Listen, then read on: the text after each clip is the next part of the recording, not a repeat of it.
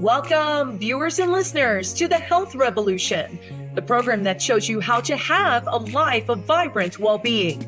In a world full of noisy health trends, we bring you clarity. In a sea of fads, we reveal the science-backed strategies that truly work. We explore physical strength, emotional resilience, and mental mastery. These are the keys to an enriched life. Join us for inspiring interviews with champions who conquered life's health challenges, fueling your journey. Are you ready to unlock your potential? To live with vitality and purpose? Then join the Health Revolution. I'm your host, Adriana Morrison, health and fitness expert, speaker, and a mom who understands. Let's embark on this transformative quest. Together, we're about to change the game, starting now. The information provided in this show is intended for educational and entertainment purposes only. Viewers should use their own discretion and consult with a healthcare professional for personalized guidance and recommendations. Welcome, everybody, to the Health Revolution. We are excited that you are joining us today. I'm your host, Adriana Morrison, and we have got a show for you. Please don't forget to hit the subscribe button. No matter which way you made your way to us, we want to stay connected to you. Today's episode is very important because we're covering an area that so many people globally do suffer from, and that we're talking about headaches and migraines and the impact, the domino effect it's had on our lives. This is very important for us to understand and take a granular approach to what we can do to tackle it if, say, you or a loved one is suffering from migraines and that connection to our health, and what are the tools that we can do today to really tackle it and take it head on. So my guest today is someone who is very well versed in the knowledge and the experience and the research into headaches and migraines and all that implies. Take a look at this. Let's get to know her. Meet Dr. Amelia Scott Barrett, also affectionately known as Dr. B, a neurologist who empowers you to take control of your headaches beyond temporary fixes. With her groundbreaking work, Dr. B advances the belief that we hold the power to overcome chronic headaches, not just mask them with medication. In her insightful TEDx talk in 2023, Dr. B explored how migraines can cause lasting changes in the brain, a process that can lead to increased frequency and severity in headaches, impacting many, especially women under the age of 50. Dr. B's innovative approach, featured in top publications like Business Insider and Women's World, offers hope and strategies through her migraine relief code. She leverages the latest in genetic testing and smart health technology to pinpoint and treat the root causes of headaches. And we need this kind of information now more than ever. Migraine is still the #1 cause of disability in women under 50. Dr. B is here today to share her vision for a future where debilitating headaches are a thing of the past and people can reclaim the lives they love free from pain. Dr. B, welcome to the Health Revolution. How are you? I am so good. I'm glad to be here. Thank you. I'm glad that you're here too. Diving right into it, what really propelled you to take a closer approach? What helped you really focus on migraines and the connection to our health as part of your professional career? Well, there came a moment as I was in my office as a neurologist, had been for decades, taking care of people with headaches, when I realized that we are actually more powerful than the pills I was prescribing. And what I mean by that is that we have the ability to get more information about our bodies now than at any point before in all of human history. And we can use that information to heal. And that is what makes us more powerful than our pills.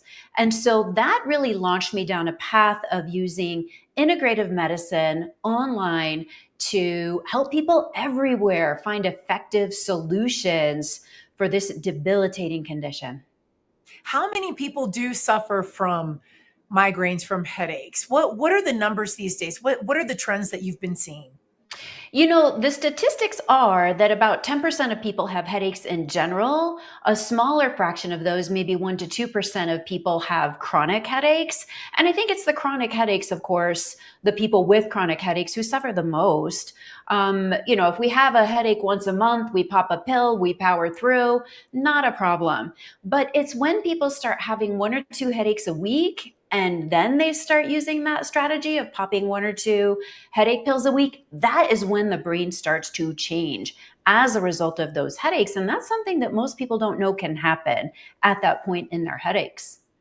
When you say that the brain begins to change, this is something that prior to you and I meeting today, when you started to share what you've been studying, I had never realized that the brain changes. And talk a little bit about some of the alarming factors behind that, because I know growing up I just knew you just took a Tylenol or ibuprofen if you have, and then sure there's Imitrex if there's or anything of the like that is for migraines. So what do we need to know about the brain makeup and the changes that happen? Oh my gosh, I am so happy to. I actually did a TEDx talk on this because I want as many people to know this as possible. I feel like it's something that just we neurologists know, and we have not done a good job of letting most people with headaches know that this can happen to them. So, what we have learned from advanced types of brain imaging, like functional MRI and things like that, is that once you start having more than maybe 2 to 3 headache days a week, and I mean headaches of any type, whether you think they're sinus headaches, tension headaches, barometric pressure headaches, migraines, any kind of headache, if there is pain happening up here, then your brain starts to fire abnormally. After it fires abnormally, then it wires abnormally, and then you are walking around with a different brain. Now, over time, this can result in things like iron deposits in the brainstem. It can result in an enlargement of the amygdala, which is the one of the centers that processes emotion in our brain. And these changes in your brain change your experience of your life. These changes make you more and more prone to headaches. So for years, my patients would tell me, it seems like everything causes a headache these days. Maybe a smell, or, if I don't get enough sleep at night, any little thing starts causing headaches. So they get uber reactive, start having more and more headaches. And at the same time, what happens is that their medications stop working as well. That's part of these changes in the brain that we call chronification. So right when they need those medications most, they stop working. And this leaves people in a real bind. What the heck are you supposed to do then if you don't even have medications to turn to? So I think that it's really important that everybody know this, number one, so they can prevent it. And number two, if they're there, so that they understand that the answers are probably not going to come from medications at that point, that they're going to need to find and fix those underlying root causes of the headaches in order to get back to the quality of life that they want. When did we discover that this was happening? You- When did the medical community discover that this was a thing? Yeah, we've been evolving this concept since literally the late 1990s. It's in more recent years that we've been able to see it on imaging, but we've known about this process for decades. Do you think that there's more dialogue that's coming out of it, that are more doctors talking or more specialists talking about how headaches tend to evolve? Or is it just conversations that have yet to be had at this point? I've never heard of this before until you and I were able to connect. Yeah, I think that, the way many people feel is like, oh gosh, that's too bad. That can happen. I'm going to try harder to give this person the exact right combination of medications so that that doesn't happen to them. But the real empowerment is the people who have the headaches knowing that this can happen. And the moment of transformation comes when they say, that's it, I'm done. I do not want that to happen to me, and I will change my life to make it not happen. I don't want to be one of the people who's on disability. Migraine is the number one cause of disability in women under 50. And I think if people let that sink in and say, oh my gosh, that could happen to me, I could lose everything that matters. My ability to show up for my kids, not just my job, my ability to show up for my family, for my friends, for all the things that give meaning to my life. We all know, anybody who's had a migraine, that when you are in that place, like, you can't do your day the way you wanted to. So my hope is that just by letting people know, hey, this is happening more and more, and despite all the amazing medications we have, that statistic remains. I want people to take action. I want people to get to that point where they are like, that's it. I'm going to do what it takes to make this go away. So, can you take us through the different types of headaches that have been recognized that human beings have, and the severity of what you talked about? Tension headaches, you talked about, and then of course we're mentioning migraines. But take us through what we come to know as headaches, and then the severity of each type that a human being experiences. Yeah, sure. Well, certainly the most common is a tension headache. And many people describe that as a band like sensation around the head. It often comes on at the end of a day, especially a difficult, stressful day. It may respond to simple analgesics, over the counter type medications. It's typically not disabling, it's more annoying. It's there in the background, it's making you irritable. When your kids ask for the 34th thing in a night, you're like, it's more that kind of a headache, right? A migraine is a different creature. It's got a very specific set of diagnostic criteria. And the ones that people identify with most often are light sensitivity, sound sensitivity, nausea, sometimes vomiting. And they tend to be more one-sided, whereas tension headaches are typically on both sides. I want to emphasize that even if you are in a place where where you used to have migraines and now you have headaches every day, but they're not migraines, that chronification can still be happening to you. People stop having all of those migraine characteristics as they go into chronification. So I want to really emphasize it's really just the presence of pain that is the predictor for those brain changes, and of putting you in that place where you're sort of walking on the edge of a cliff that you don't even know is there. People don't know how fast their headaches can spiral out of control once they get to that 2 to 3 headache days a week. And then, when the headaches are getting more often and the medications stop working, then they're really in a bind. Much harder to fix. Can you explain the definition of chronification, and then how it adjusts to the typical scenarios that you're explaining? So chronification, that word really just describes the impact of chronic headaches on the brain, right? So whether that's a physical change in the structure of the brain, a chemical change in how the brain works, there are also symptoms that go along with this also, which I talk about a lot in my TEDx talk, because I want people to be able to recognize when it's happening to them. So some of the things that people have more often are things like skin sensitivity. That's an unusual symptom, but they may feel like their skin is just sunburned, on fire, especially in the head. And there's no particular reason for it, but they just have this sensitivity. People definitely notice more mood swings. People start having more trouble with insomnia, more frequent headaches, of course. So there are actually a lot of things that people can notice in terms of symptoms, and also changes that we can see in the brain, both physically and chemically, when chronification is happening. You brought up one scenario that now just got my attention, insomnia.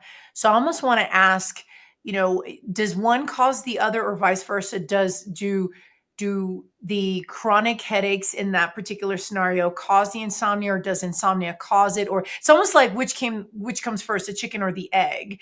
What is that relationship like? What have you noticed in the issue of sleep deprivation or someone struggling with sleep?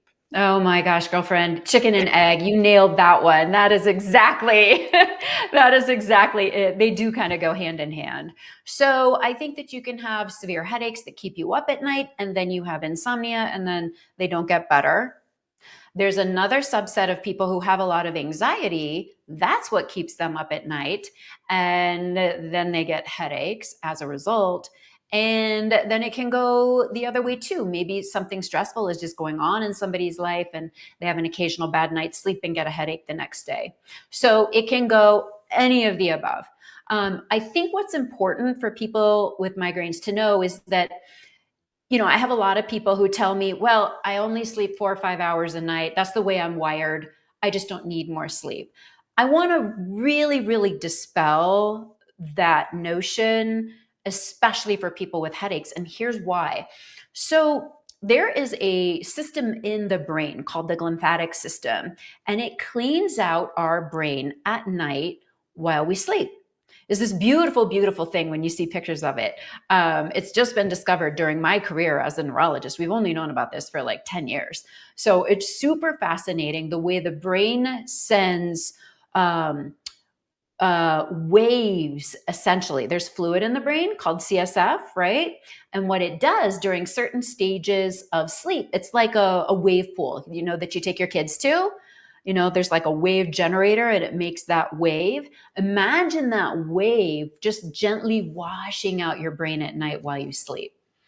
Super cool. So if that is not happening because you're not getting those stages of sleep, then your brain doesn't get cleaned out. But here's what matters for people with headaches. Migraines shut off your glymphatics. Okay.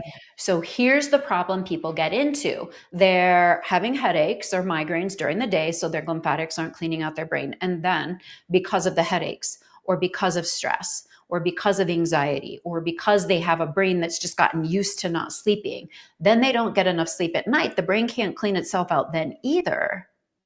And so you can see how this could lead to just the trash truck and the brain just filling up and overflowing. And that can be one of the things that contributes to that inflammation that perpetuates headaches and chronification for people. And this is fascinating because again, you're sharing things that's not common knowledge for so many of us that don't study this, or just have yet to come across this until now. What about the case of those who don't have as many headaches, but maybe that they're intermittent? Are there different characteristics that have come up as trends for, say, the person that has sporadic headaches versus the person who's like, as predicted, I've got 2 to 3 headaches for every single week of my life going forward? Yeah, I love that question.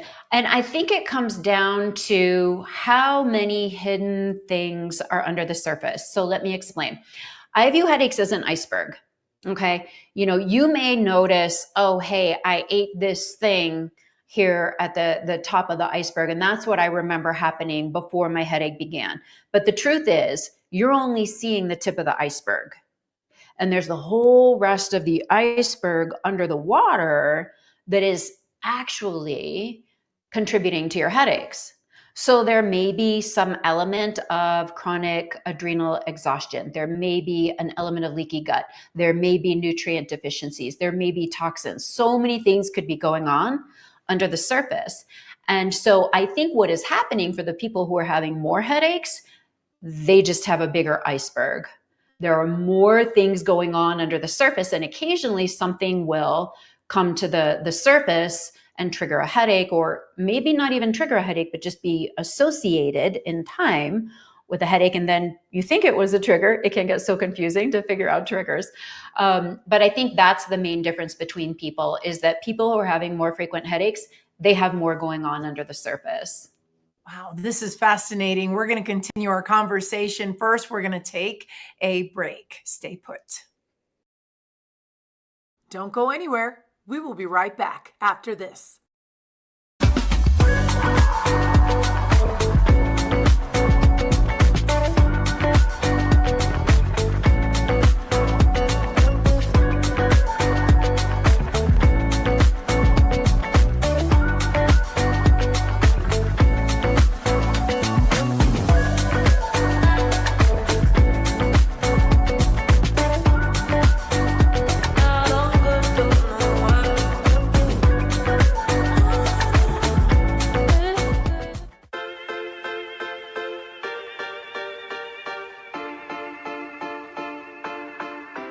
Hello, health seekers. Welcome back to Fit Bites with Adriana. Today, we're focusing on a small but mighty gland, the thyroid. Thyroid disorders are more common than you might think, especially among women. The thyroid gland regulates your metabolism, energy levels, and overall bodily functions. When it's out of balance, it can lead to conditions like hypothyroidism or hyperthyroidism, affecting your mood, weight, and energy. So, how can you support your thyroid health? First, nutrition is key. Ensure your food intake includes iodine-rich foods like seaweed, fish, and dairy, as iodine is crucial for thyroid function. Also, pay attention to your selenium and zinc intake. That's found in nuts, seeds, and whole grains, and they're essential for thyroid hormone production. Regular exercise is another great way to boost thyroid function. It helps to stimulate hormone secretion and increases sensitivity to thyroid hormones. Don't forget to manage stress. High levels of stress can disrupt thyroid function, so incorporate stress-reducing activities like meditation or walking in nature into your routine. Lastly, if you suspect a thyroid issue, please consult with a healthcare professional for proper testing and treatment. This can also be linked to your perimenopause or menopause journey. By taking care of your thyroid, you're supporting your body's functions. Stay tuned for more Fit Bites, and here is to a balanced and healthy you.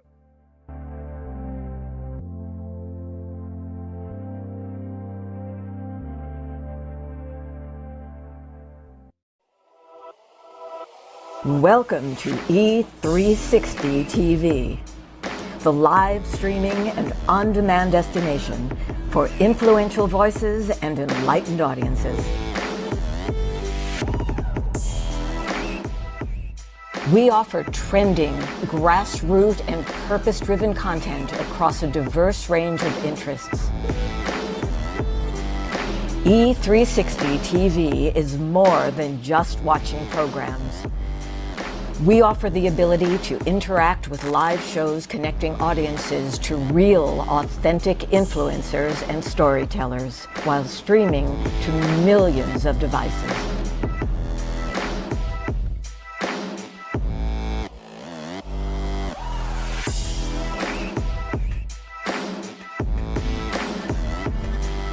Real experiences. Raw conversations. One destination for it all. E360 TV. Welcome back to the Health Revolution. Welcome back, everybody. Our guest today is Dr. Amelia Scott Barrett, also known as Dr. B. We're talking all things headaches and migraines, how to address and overcome so that we can live a high quality of life. She is an integrative neurologist, and she is bringing the info today. And Dr. B, before the break, we were talking about the distinguishing between those who have sporadic headaches and those who have much more common headaches. And I love the analogy that you used with the iceberg, that there's other elements that need to be unpacked so that the triggers, or so that you can get granular with the situation. And I'm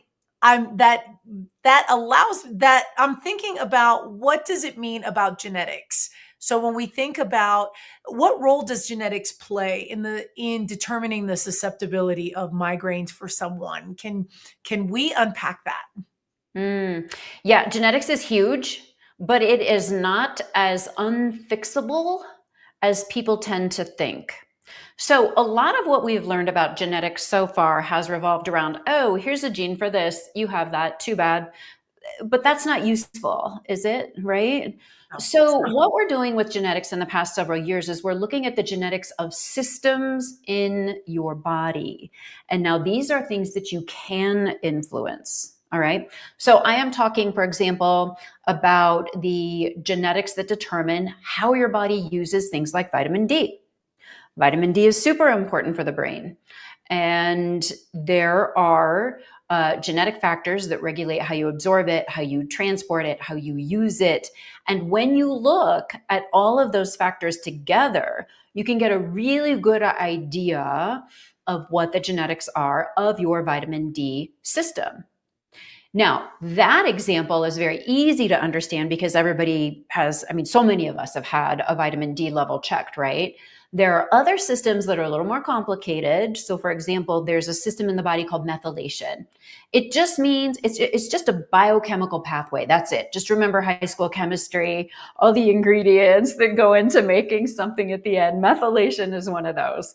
It's involved in making neurotransmitters. It's involved in epigenetics. It's important stuff. And some studies show that as many as 40% of people with migraines have problems in one of their methylation genes.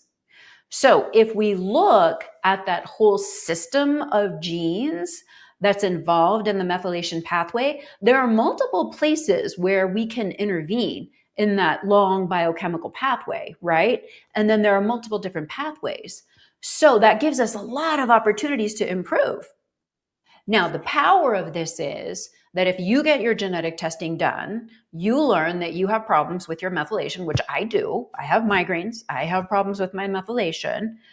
But I now have a whole new set of recommendations about how to keep my body healthy, right? So if you keep all of the systems in your body, especially the ones that are important for migraine, like methylation, inflammation, nutrient processing, detox systems, if you can keep all those systems functioning optimally, then your brain is working the way it's supposed to, your body is working the way it's supposed to, and then you're not going to get as much pain. Because pain is really a signal from our body, right? It's our body saying, ow, something's wrong, pay attention here. But for some reason, we've gotten away from treating head pain like that. We treat head pain like, oh, no, let's silence that, pop a pill, make it go away, power through, let's not change our day at all. We've gotten to the point where we think that's our goal with headaches. Our actual goal is to figure out what's causing that pain, heal our bodies to the greatest degree we can, which is incredible now with all the new science and technology we have, so that we're not getting head pain in the first place. So there's a lot that I want to cover here. One of the things is hydration. So I remember in my professional career coming across the importance of hydration so that headaches are not something that is frequent. Can you talk about hydration and the role that it plays, and maybe do we miss the mark in society of being a hydrated society or no, or where do we struggle with that, and what can we learn from the basics of keeping the body hydrated? Absolutely. Dehydration is a very common headache trigger and also a very common cause of the dizziness that so many people with headaches get. Many people will feel dizzy when they stand up, which is absolutely one of the things that happens to you when you're dehydrated. And I think that, most people with headaches have gotten the memo that they need to stay hydrated. I think they're just not clear on exactly how much that is, and also on how much electrolytes can help you. I recommend to all my students who I work with to start the day with 32 ounces of water just from the get-go. In the first hour of your day, load your body up, and then calculate the amount of water you need the rest of the day and spread it out over the rest of the day. But that way you're giving your body a good boost to just get the day going right. And for people who have dizziness, I think they get a lot better if they add electrolytes to that. Now, I want to be clear. I'm not talking about the, high sugar chemical filled electrolytes. I'm talking about things that are, they have sodium and chloride and magnesium and potassium and not a lot of sugar and not a lot of other chemicals. Those are the ones we really want to focus on. But that can make night and day difference, especially for people with vestibular migraines where they have a lot of dizziness. And that's important. I know that and I love the distinction you made with electrolytes and then say that role, because it's not just say society oftentimes thinks of, oh, water. So I just need to get my hands on more water, but not knowing and then hearing of the other nutrients that comprise the entire picture of hydration. Mm-hmm. Some people will say, well, I can't have, so I got to watch my sodium. So I have to make sure that, I have to abstain from it. But, is it not true that if there's deprivation in that area, that it could cause dehydration? It could trigger even more dehydration. Could you speak about that? Yeah, absolutely. And to tell you the truth, for most people with migraines, not all, but most actually have more problems with low blood pressure than high blood pressure. Now, of course, if you don't happen to be that person, this may not apply to you. But for the vast majority of people, more salt is not wrong. Salt has definitely been vilified in our culture, wouldn't you say? Yes. Yeah. But, it's an essential element in our bodies. And for many people, especially those struggling with dehydration, headaches, dizziness, that lack of sodium is such an easy, fixable problem. Can you talk, and I want to steer into what I'm assuming it might be an area we don't often talk about.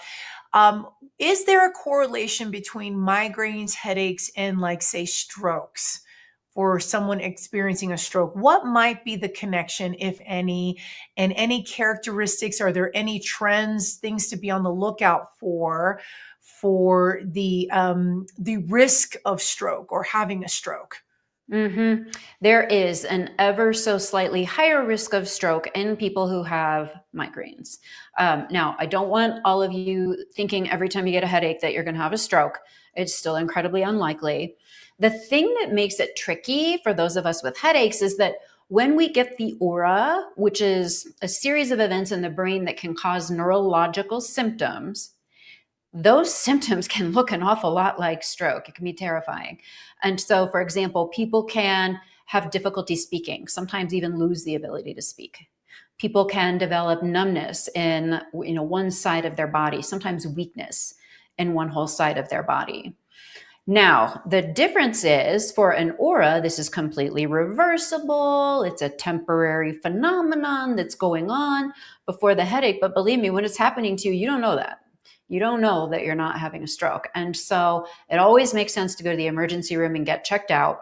Typically, the aura symptoms will go away pretty quickly, usually within 10, 15 minutes.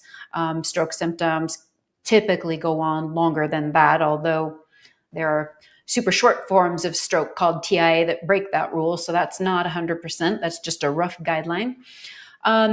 But that risk of stroke goes up in people who smoke and have migraine and take oral contraceptives. So all three of those things end up being risk factors that do slightly increase your chance of stroke even further. I'm surprised at the oral contraceptives piece. That was something I wasn't expecting you to say, but there have been ties that have been recognized as causing or increasing the chances of, obviously being careful with, not saying that would happen, but I'm surprised at the connection. Absolutely. Yeah. Oral contraceptives are a recognized factor, the estrogen mainly, that increases the risk of stroke in people with migraine. And it depends from one OB to the next, whoever's prescribing the oral contraceptives. But I have seen many, many people whose OBs will not prescribe oral contraceptives if they have migraine. Wow. Yeah. In the case of epilepsy, What do the connections look like for those who have epilepsy? There's not a huge link between epilepsy and migraine, slightly higher risk, but it's, I think, less of a concern than stroke. Interestingly, though, many of the medications that we use for migraine are crossover medications that we also use for people with epilepsy. So, for example, gabapentin is, it started off as a seizure medication. We now use it for pain, and head pain is one of the more common places we use it. There are several other medications in that category that we use for both conditions. So, kind of interesting. You can almost think of migraine as an overfiring of the brain and oversensitivity of the brain.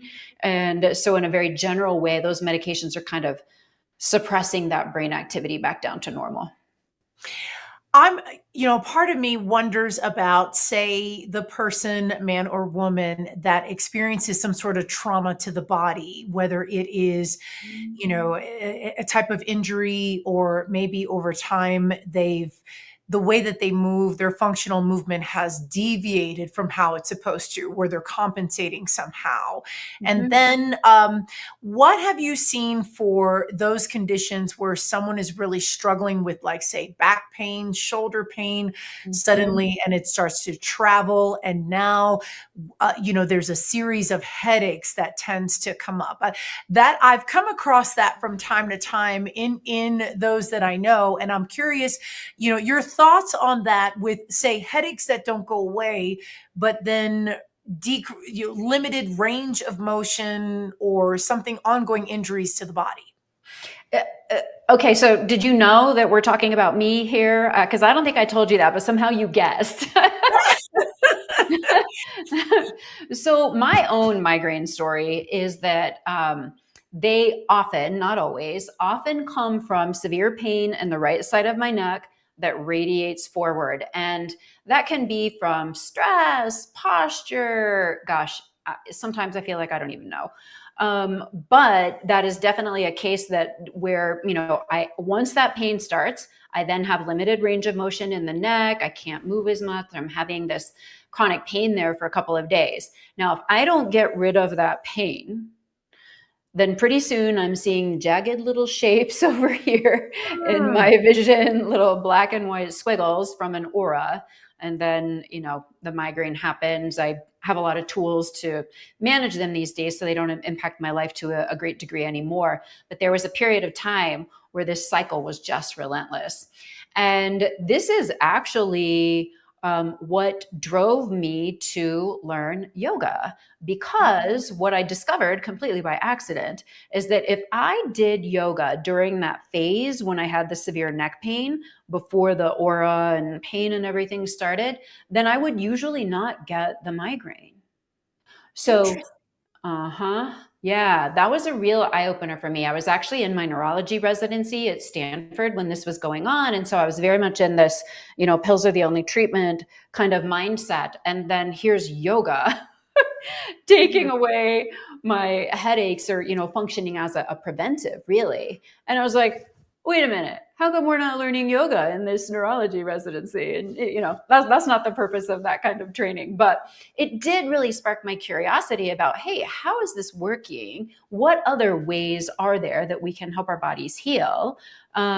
So I have done yoga for 25 years. I teach yoga online for my students. And I think it's an incredibly powerful tool to address some of those movement and muscle spasm issues that you're talking about.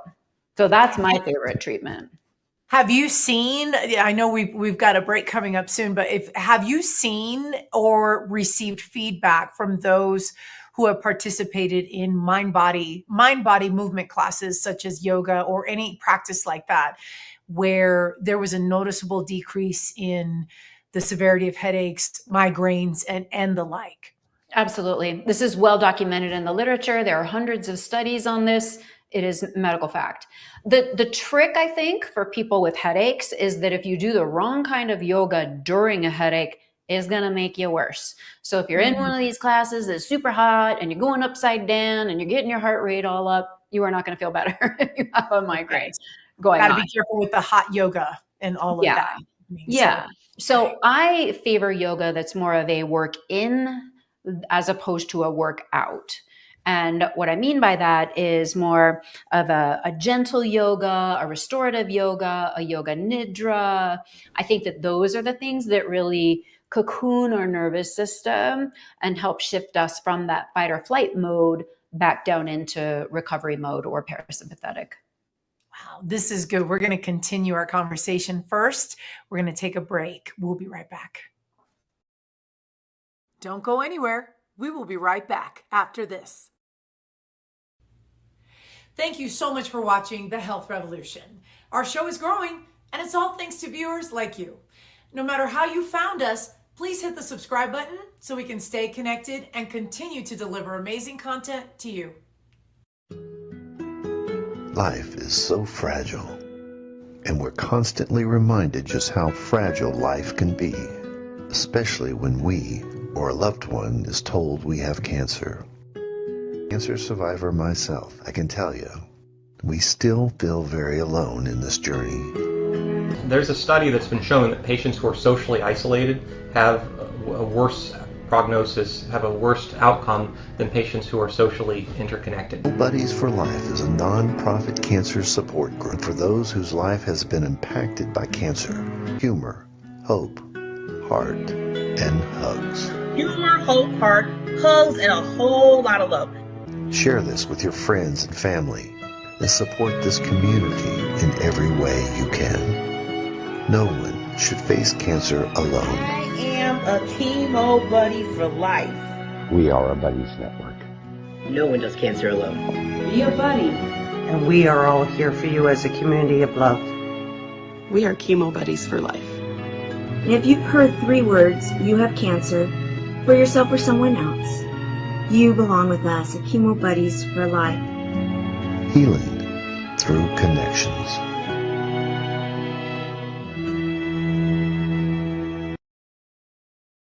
And now we want to give special thanks to Biomed Mobile IV for sponsoring the Health Revolution. Biomed Mobile IV is Colorado's top mobile IV therapy service, servicing throughout the state of Colorado. They offer an array of vitamins and above and beyond safety preparation. Biomed Mobile IV, your dedication to health and wellness is exactly what our show is all about. And we thank you for your support. Welcome back to the Health Revolution. Welcome back, everybody. My guest today, Dr. B, Dr. Amelia Scott Barrett. She is an integrative neurologist. We are talking all things migraines, headaches, how to combat them, how to overcome them so that we are able to live a most optimal life possible. Dr. B, I know you were talking about some fascinating information before the break, and I can't, there's so many things I want to touch on. One of the areas is smart health devices when it comes to managing, even, detecting, preventing, all of the like when it comes to the headaches and migraines. Can you talk a little bit about smart health devices and then just the connection in integrating that with, say, the genetic testing and just piling all of that together? What does that look like these days? Yeah, sure. So I think that the main niche for smart devices is that they tell you if you're doing something helpful before you see results. So typical example, somebody might try melatonin for their sleep problems, right? I bet you know people who've tried melatonin. And so often people would come back to me and say, I tried it. I don't feel like I'm sleeping any better. I'm going to stop it. My headaches aren't better yet. That happens all the time. But the truth of the situation is their sleep was actually better. They just didn't give it long enough to feel the benefit in terms of improved thinking or emotional resilience during the day, or fewer headaches. So that's one of the places where I found these to be super, super helpful. Now, there are a lot of different devices out there that will tell you the different stages of sleep, how much of each stage you're getting, how much total sleep, and they're pretty good. We're actually studying some of these devices as a substitute for a sleep study, which is a giant pain. You got to go to the hospital, the whole thing. But if you could just put a device on and get a rough idea of whether or not you have sleep apnea or not, that'd be super helpful. So these devices are actually really good. And I think that's the way that we can use them to our best benefit. So, for example, you might try some melatonin and then track the amount of deep sleep you get every night for a week, which is not something you feel like. You don't wake up and know how much you got. You need the device to tell you. And so you might track it for a week and you're like, oh my gosh, I started getting like 20 minutes more deep sleep every night. That's the super high quality sleep that we all want, Okay, then it's doing something good for you. Just hold on, keep going, hold the course, and give it a little longer so that you can truly feel the benefit in terms of symptoms during the day. So that's one of my more favorite ways to use smart devices. There are so many, you guys. There are entire conferences with all these different smart devices, and I love to go and try to figure out which ones are super helpful for my people with headaches. So I can only imagine how many patients that you've worked with. What are some of your go-tos with protocols when someone approaches you, or when you come across someone who's like, I've got these headaches, they won't go away. I've tried everything out there. I'm not getting relief. What are your best practice first steps that you like to do when you're addressing patients? Yeah. It's really a 5-step process. The first stage is what I call the reveal stage, and it's about gathering data. And this depends on, exactly how much information we need to get about the patient and also how much they want to get. And that can range from simple lab tests all the way up to genetic testing. But I think that's a big oversight in mainstream medicine's approach to neurology, to headache patients in neurology today, that we just don't order enough testing. We tend to do an MRI, couple of labs, we call it good. But there is so much more information out there that we can get about the body. I really think we need to start using that more. So I think that's the first step, is to figure out what that patient needs, because it's not often the case that there's a one-size-fits-all approach that's going to fix a health condition, right? Kind of depends on that person's unique factors. And one of the issues for people with headaches is that I feel like people work really hard. They're searching the internet for answers. They're trying supplements. They're trying all these things. And when they don't get better, they just get frustrated. And they're like, nothing's going to help. I just have to live this way. And I feel like part of the reason people get in that situation is because they weren't spending their limited bandwidth on the most effective things for them. So they found something on the internet that may be perfectly good for somebody else, but it's not what they need. So I think that personalization is really important. That's the first step. What would be a good way to use, for a patient to use their voice to insist from their current doctors that they want to dig a little bit more? What if the doctor is blowing them off, or in the case of the oversight? What type of verbiage would you encourage the viewer who's like, my doctor doesn't pay attention to me and I really want to get it underneath this? Yeah. That can be a really hard situation, because I feel like you're kind of going against the grain of how we are taught. And that most of the advances in treatment of headaches that are happening outside of prescription meds are happening outside of mainstream medicine. They're happening in functional medicine. They're happening in integrative medicine. They're happening in holistic medicine. So I do think that it's helpful to say, hey, can we just run some labs and see if there might be something else going on here? But my fear is that, it still may not dig deep enough. Yeah.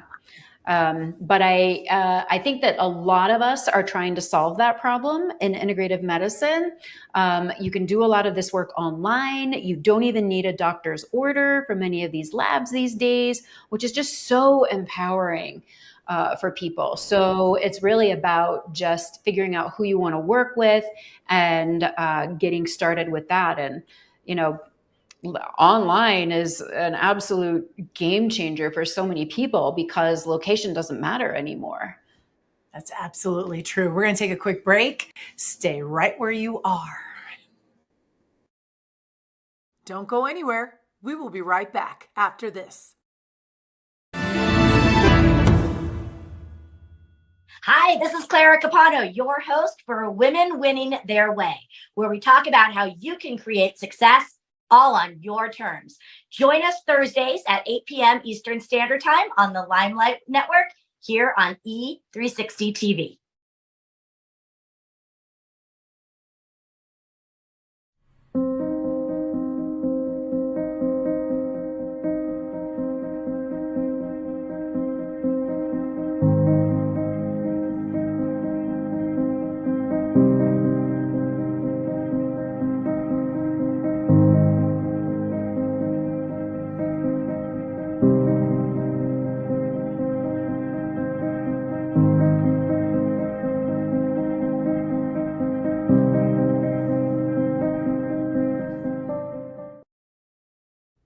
Welcome back to the Health Revolution. My guest today, Dr. Amelia Scott Barrett, also known as Dr. B, integrative neurologist. We were talking all things headaches and migraines, overcoming them to live best life ever. Dr. B, where are you on the internet and on social media?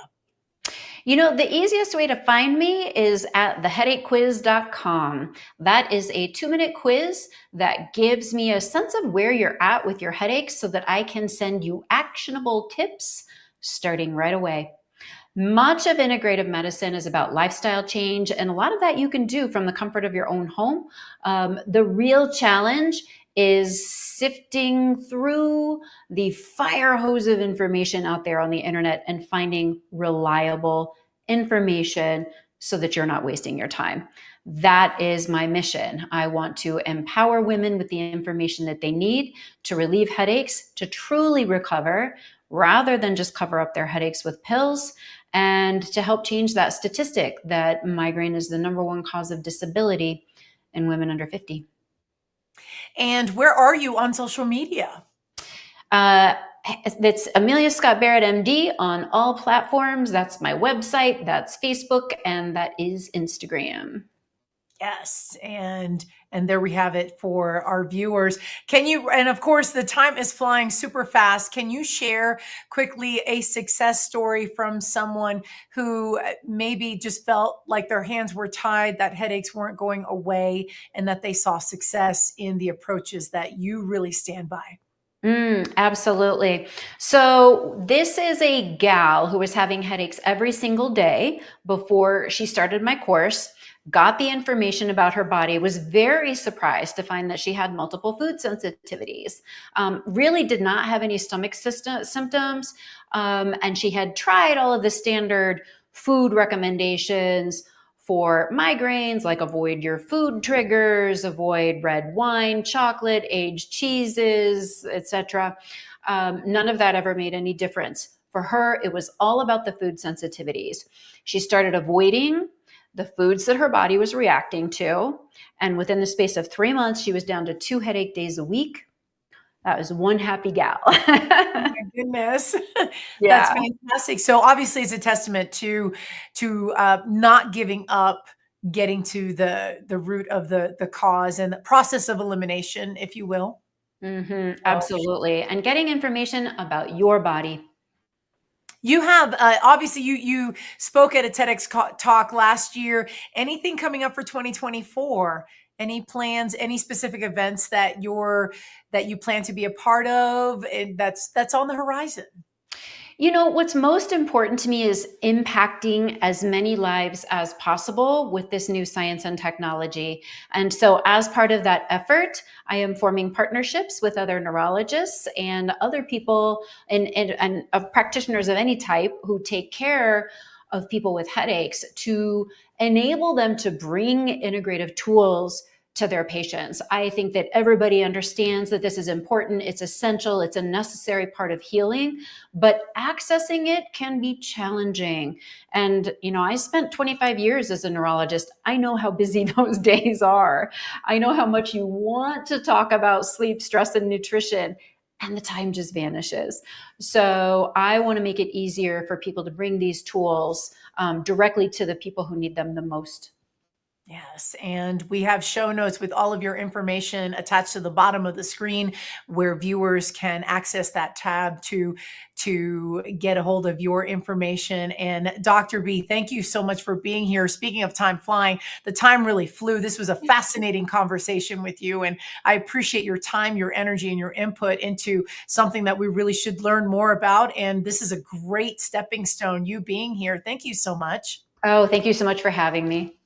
And for all our viewers, of course, you know that you can find us on the web at thehealthrevolutiontv.com. You can subscribe to our newsletter. You can also email us any show episode ideas we'd love to deliver for you. And of course, on the upper left-hand corner of your screen, you're going to see a QR code pop. If, as the crow flies, if it's better for you to grab that code, feel free to do so. And then, of course, we are always on E360 TV on the Achieve TV channel Tuesdays and Thursdays, 10 a.m. Pacific, 1 p.m. Eastern, each and every single week. That's all the time that we have. Thank you so much for joining us today. Until next time, take care of yourselves. We'll see you soon.